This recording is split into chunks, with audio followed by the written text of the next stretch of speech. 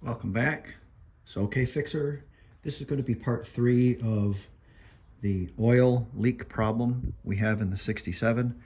I did get my gasket set. I put my O-ring in, and I've got to oil that up, and then I'm going to put a little oil on the crank, a little oil or grease on the seal. Yeah, we're going to get that gland nut in there. I've got really nice chromoly gland nut. Torque that down. And just for the test drive with Toby, I put a little of this Permatex copper gasket sealant, sprayed it on a dauber, and I'm kind of painting that on there to give it our best shot for it to run for a little while, because I only have one set of gaskets and I want to use them one time. Those are the old gaskets that are in there. So let's get this flywheel on there, and the intake carburetor. We'll get it transmission on there with some with a starter. I did get a better battery. I thought I got a better battery. Did I get a better battery? Oh, I did. I went down the junkyard and I got a good battery. These are $30 at the local pull apart, and this one is 8 of 23. So it's even though it's a value craft, it's going to be a pretty good battery for a while. Let's see, what else? Well, I'll tell you what else. Let's stop yakking and get working. What's the volume at? 10. Why? Because there's a 10 on the knob. Yeah, this is, anyways. Got the flywheel on, got my nut torqued, and I got to thinking, and it's like, oh, look, it doesn't leak oil. Wait a minute, is there any oil in it? What's that noise coming from? You better put some oil in it. Oh, while I got this engine out, I'm going to do a valve adjustment on it also. The valves are just slightly off. I found a couple that are tight, so we need to do that. Also, I cleaned my points, and we're going to check the dwell on that as well, make sure that that's right. The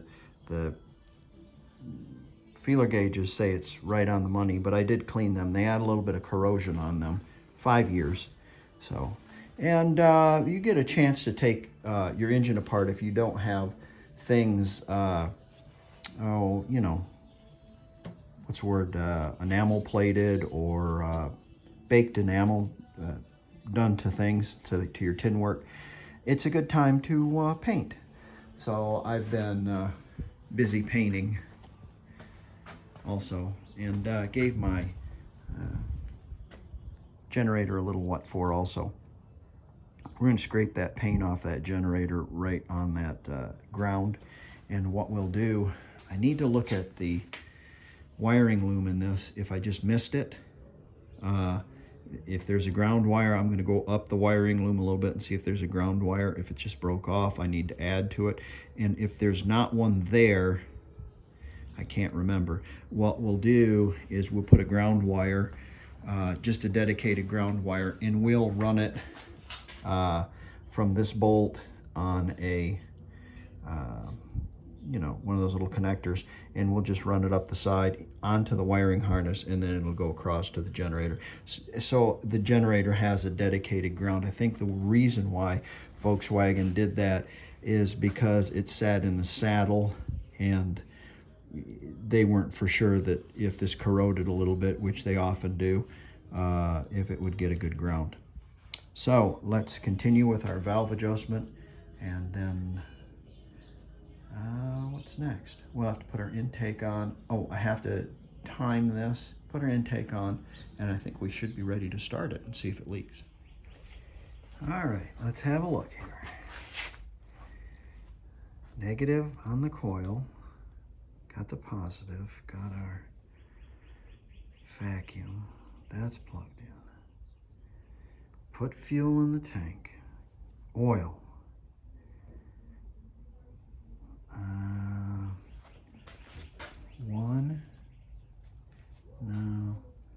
one's going to be here. 1, 4, 3,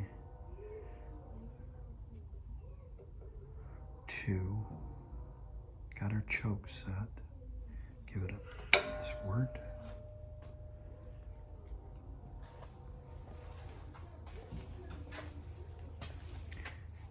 Got our battery hooked up. It should click.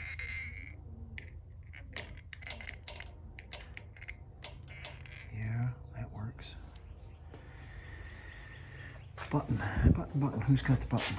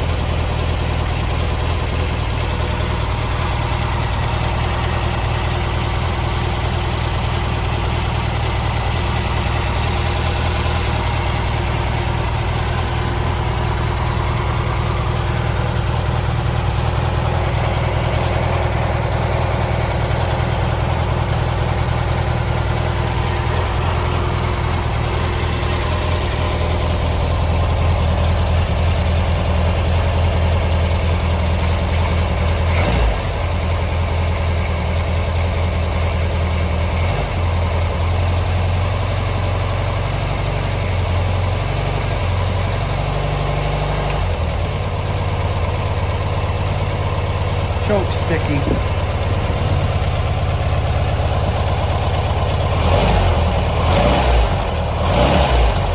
Let's have a look at that. Those lips right there, they need to be going this way. That's wrong.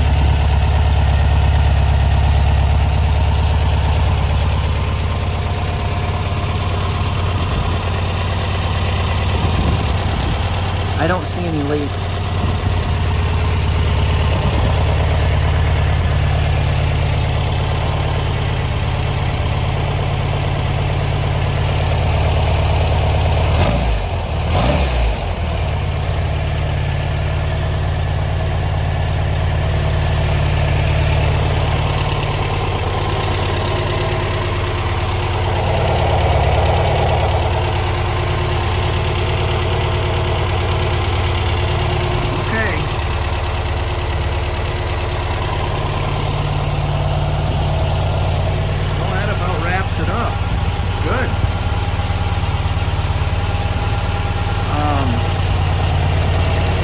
Check things like timing and dwell.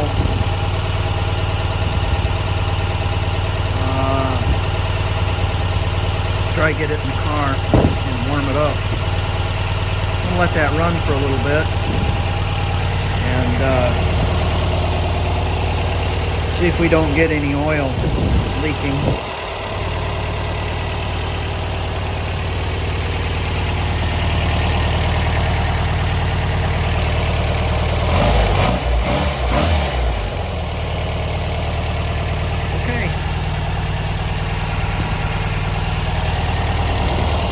Thanks for wrenching with me,